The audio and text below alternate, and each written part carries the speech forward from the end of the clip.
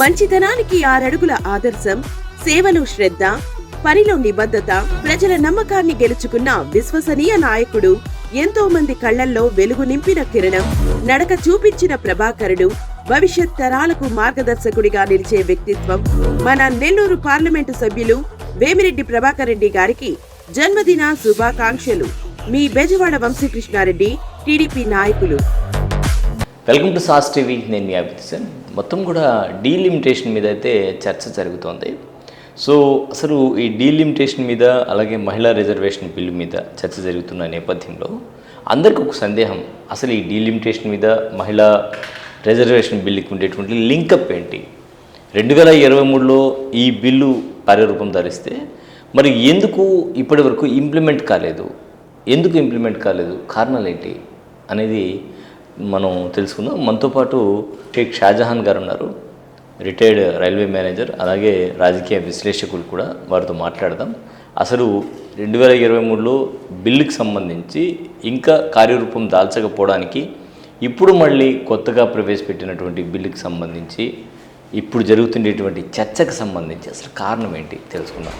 Yes Shahjahan గారు, so మొత్తం చూస్తున్నారు కదా, 2023లోనే బిల్లు ప్రవేశపెట్టి అది ఇంతవరకు అమలు కాకపోవడానికి కారణం ఏంటి? ఇప్పుడు కూడా దీని మీద చర్చించడానికి కారణం ఏంటి? అసలు ఈ డీలిమిటేషన్కి మహిళా రిజర్వేషన్ బిల్కి ఉండే లింకప్ ఏంటి? ఇది బిల్ పెట్టినప్పుడు చాలా లొసుగులు జరిగాయి. ఎందుకంటే మహిళలకి రిజర్వేషన్ ఇవ్వాలన్నది సంకల్పం మంచిదే అయినప్పటికీ ఇది తీసుకునే విధానము, ఆ రోజు రాజకీయ ప్రమేయాలు రకరకాలు ఉన్నాయి. అందులో కాంగ్రెస్ గవర్నమెంట్ హయాంలో జరిగింది ఇది. అప్పుడు వాళ్ళ ఫుల్ మెజారిటీ లేక రకరకాల అబ్లిగేషన్స్, రిమిషన్స్, సబ్మిషన్స్ వల్ల ఇది ఇబ్బంది పడతా వచ్చింది. 23లో బిల్ పూర్తిగా పెట్టి బీజేపీ సక్సెస్ అయిందనుకున్నప్పుడు లింకప్ ఇస్తారు. అంటే ఉన్నటువంటి సీట్లలో 33% స్త్రీలకు ఇవ్వాలన్నది ఇంట్రెస్ట్ అన్నది నిదానం. అయితే 33% సీట్ ఇచ్చేటప్పుడు ఒక లింక్ ఉంది. అది ఏంటంటే డీలిమిటేషన్ యాక్ట్ కమిషన్ యాక్ట్ అని ఒకటి ఉంటుంది. ఈ డీలిమిటేషన్ యాక్ట్ కమిషన్లో అది అటాచ్ చేయగలిగితే, దాంట్లో ఉన్నటువంటి రూల్స్ ఫాలో అయితే ఈ మహిళా బిల్లు సక్సెస్ అయ్యేదానికి ఈ బిల్లుకి సరిపోతుంది. లేకపోతే 33% లేడీస్కి ఇచ్చిన తర్వాత ఆ 33% ఇచ్చిస్తే మిగతా ఉన్నట్టు పురుషులకు ఉన్నట్టు రిజర్వేషన్ ఫలితంగా పడిపోతుంది. అందుకని వీళ్ళకి ప్రాతినిధ్యం తగ్గట్టు ఉన్నదానికి డీలిమిటేషన్ కనెక్ట్ చేసినట్లయితే జనాభా ఆధారంగా సీట్లు పెంచుకొని 33% పోగా 4 సీట్లు ఎక్స్ట్రానే వస్తాయి మిగతా వాళ్ళకి కూడా. దానికోసంగా delimitation connected with women bill అనేది సాంప్రదాయ సిస్టమ్, అది కరెక్ట్.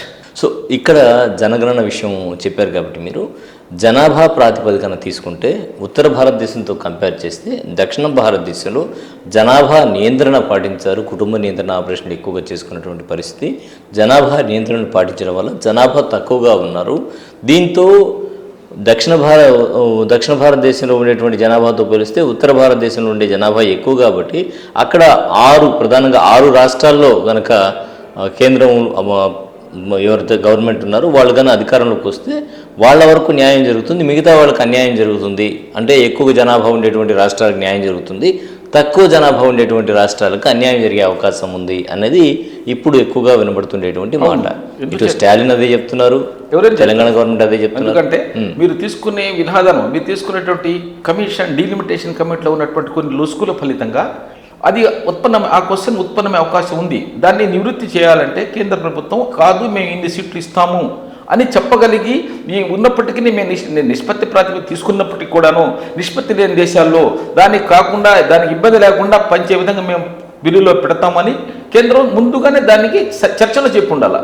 అట్లా చెప్పకుండా చివరికి 6 గంటల వరకు కూడా పెంచిన సీట్లు చెప్పకుండా మీరు ఓటేస్తేనే పెంచుతామని చెప్పారంటే తప్పుడు దృక్పథం కేంద్ర ప్రభుత్వం ఉన్నట్టు ఆలోచించాల్సిందే, అది తప్పదు. అంటే వాళ్ళు ఏం చెప్తున్నారంటే లాస్ట్ మూమెంట్లో 50% సీట్స్ పెంచేటువంటి అవకాశం ఉంటుంది అన్నారు. రాష్ట్రానికి అలా 50% పెంచినా కూడా న్యాయం జరుగుతుందా? న్యాయం జరగడం చాలా తక్కువ జరుగుతుంది. కానీ దాన్ని మార్పు చేయాలి. అందుకే డీలిమిటేషన్ యాక్ట్ 20-26 జనాభా తీసుకున్నట్లయితే అది వస్తుంది. 20-21 జనాభా తీసుకున్నట్లయితే దక్షిణ భారతదేశం పాపులేషన్ తగ్గిపోయే అవకాశం ఉంది. సో అసలు ఎలా చేస్తే న్యాయం జరుగుతుంది?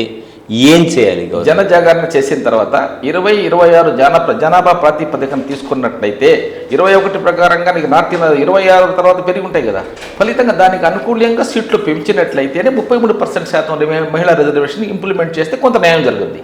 అంటే ఇప్పుడు జనగణన తీసుకున్నా కూడా మీరు అన్నట్టు ఇక్కడ మనకు తక్కువ ఉంటుంది కదా, అప్పుడు పరిస్థితి ఏంటి అనేది? దానికి మేనేజ్మెంట్ చేసుకోవచ్చు. రాష్ట్రానికి యూనిట్ ప్రాతిపదికన తీసుకుంటారు. యూనిట్ ప్రాతిపదికన తీసుకున్నప్పుడు మీరు సీట్లు పంపకాలు 1% ఎక్కడైనా దానికి జెర్రీ మ్యాండరింగ్ అనేటువంటి కమిషన్ ఒక లొసుగుంది. జెర్రీ మ్యాండరింగ్ పద్ధతి కానీ దాన్ని ఎట్ట అమలు పరచాల్సిందే. ఆ జెర్రీ మ్యాండరింగ్లో విచక్షణాధికారాలు వస్తాయి. విచక్షణాధికారాలు వచ్చినప్పుడు సీట్లు పెంచుకోవాలి, అక్కడ పెంచాల్సిందే. జెర్రీ మ్యాండరింగ్ అదే కదా మన గతంలో 2006లో కుప్పంలో జెర్రీ మ్యాండరింగ్ పెట్టే కదా, ఒక సీట్ దగ్గర మనం రిజర్వేషన్ జెర్రీ మ్యాండరింగ్ అని ఒక లుసుగు యాక్ట్, సివిల్ సర్వీస్ అధికారులకు ఉన్నట్టు యాక్ట్ అది. ఆ యాక్ట్లో అడ్డం పెట్టి ఆ జెర్రీ మ్యాండరింగ్ని అక్కడ ఇబ్బంది పెట్టి చేసి మలుచుకున్నారు. అటువంటి కొన్ని లుసుగులతో యాక్ట్ ఉంది. ఎక్కడ సీట్లు పెంచాలనో ఆనాడు చేసినట్టు కమిషన్ డీలిమిటేషన్ కమిషన్ పెంచుకోవచ్చు. దానికి తగ్గింది కదా అని చెప్పి దానికి పార్లమెంట్ సీట్ అనేది నేషనల్ ప్రాతిపదిక, శాసనసభ అన్నటువంటి స్టేట్ ప్రాతిపదిక, అట్లా యూనిట్ ప్రాతిపదిక. అప్పుడు నేషనల్ ప్రాతిపదికలో సీట్లు తగ్గినప్పుడు దాన్ని అడ్జస్ట్ చేసుకుని పెంచుకోవాలి అక్కడ. సో సెన్సస్కి సంబంధించి ఇప్పుడు జనగణన అయితే జరుగుతోంది, దానికి సంబంధించి శిక్షణ తరగతులు కూడా జరుగుతున్నాయి. సో మళ్ళీ ఈ బిల్ని ప్రవేశపెట్టే అవకాశం ఉందా? జనజాగరణ స్టార్ట్ అయింది, మళ్ళీ పెడితే మన ఇదే వస్తుంది. ఈ రోజు కేంద్రంలో ఏం జరిగిందో రేపు పొద్దున వెంటనే పెడితే అదే ఒక గుణపాఠం తెలుసుకున్న తర్వాత మళ్ళీ ఆలోచన విధానం లేకుండా పెడితే మళ్ళీ అట్లే ఉంది.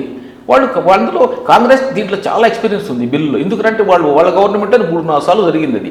కాబట్టి వాళ్ళు తెలివిగా పెట్టారు, ఇబ్బందికరంగా పెట్టారు. దాన్ని ఇప్పుడు తెలివిగా అటాక్ చేశారు. సో అఖిలేష్ యాదవ్ దీన్ని వ్యతిరేకించడానికి 2/3 మెజారిటీ రాకపోవడానికి ప్రధాన కారణం ఏమై ఉండొచ్చు? ప్రధాన కారణం వాళ్ళకి సబ్ కోటా ఉండాలంటాడు అతను. సబ్ కోటా అంటే ఏంది? మీరు 33% రిజర్వేషన్ ఇస్తున్నారు కదా, ఈ 33% రిజర్వేషన్లో బీసీకి మైనారిటీ కూడా 3% ఇద్దామని వాళ్ళ ఆయన ఆ రోజుల్లో దీని మీద కఠినంగా ఫైట్ చేశారు. అది పర్పస్ కాల. ఆ రోజు మత ప్రాతిపదికన ఇవ్వమని అమిత్ షా చెప్తున్నారు కదా. అతను మత ప్రాతిపదిక అయితే ఇప్పుడు మత ప్రాతిపదిక తీసేసింది. బీసీ మత ప్రాతిపదిక కాదుగా, బ్యాక్వర్డ్నెస్సే కదా. ఎక్కడ మైనారిటీ తీసేవచ్చు. 3% బీసీ ఇస్తే కొన్ని కేంద్ర సర్వీసులు బీసీలు ఉన్నాయి కదా, గుర్తించినవి ఉన్నాయి. ముస్లింస్లో దుదాకులు ఇట్లాంటివి కొన్ని ఉన్నాయి కదా, వాళ్ళకి అవకాశం వస్తుంది. సబ్ కోటా లేకుండా రావడం కరెక్ట్ కాదు అనేది కోటా కాబట్టి ఆయన దాన్ని ఫస్ట్ నుంచి అడుగుతున్న కుటుంబం ఇప్పుడు అడిగాడు ఆయన. సో ఈ సమస్య ఎప్పటికి పరిష్కారం అయ్యేటువంటి అవకాశం ఉంది మీ దృష్టిలో? మళ్ళీ డీలిమిటేషన్ మరి జనాచరణ అయిన తర్వాత మళ్ళీ అపోజిషన్తో స్పష్టంగా కూర్చొని మాట్లాడుకునే వాళ్ళు ఇన్ని సీట్లు పెంచుతాం మేము దక్షిణ భారతదేశంలో ఒక కమిటీ వేసి కమిటీ వేయాలి. కమిటీ వేసిన మాట్లాడుకొని ఈ బిల్లు అంటే దాని ముందు బిల్లు ఇచ్చి దాన్ని దీర్ఘంగా పార్లమెంట్లో చర్చించి అందరూ విపక్షాలను పిలిచి మాట్లాడుకొని సంతృప్తికరమైన ఆశాలు వచ్చిన తర్వాత బిల్లు పెడితే అందరూ సహకరిస్తారు, బిల్లు బయటకు వస్తుంది. అలాగే ఇక్కడ తెలుగుదేశం పార్టీ అంటే దక్షిణాది రాష్ట్రాల్లో భాగమైనటువంటి ఆంధ్రప్రదేశ్లో ఇటు టీడీపీ కావచ్చు అటు వైసీపీ కావచ్చు రెండు కూడా అంటే ఈ బిల్లుకి సమర్థిస్తూ ఉన్నాయి. ఈ బిల్లుకి వాళ్ళు ఓటింగ్కి వెళ్ళారు కదా. సో దీన్ని ఎలా చూడొచ్చు? ప్రభుత్వానికే సపోర్ట్ అంటే కూటమిలో ఉన్నారు కాబట్టి ఖచ్చితంగా సపోర్ట్ ఇవ్వాల్సిందే. బట్ ఆ స్టాండ్ దక్షిణాది రాష్ట్రాలకు అన్యాయం జరుగుతుంది అనేటువంటి మాట మీద వాళ్ళు దానికి బిల్లుకి మద్దతు ఇచ్చారు. కానీ బిల్లుకి మద్దతు ఇచ్చింది బిల్లు కోసం ఇచ్చారు, కానీ ఆ దక్షిణాది ఆంధ్రాకి సీట్లు తగ్గతాయని దాని మీద ఇవ్వలేదు కదా.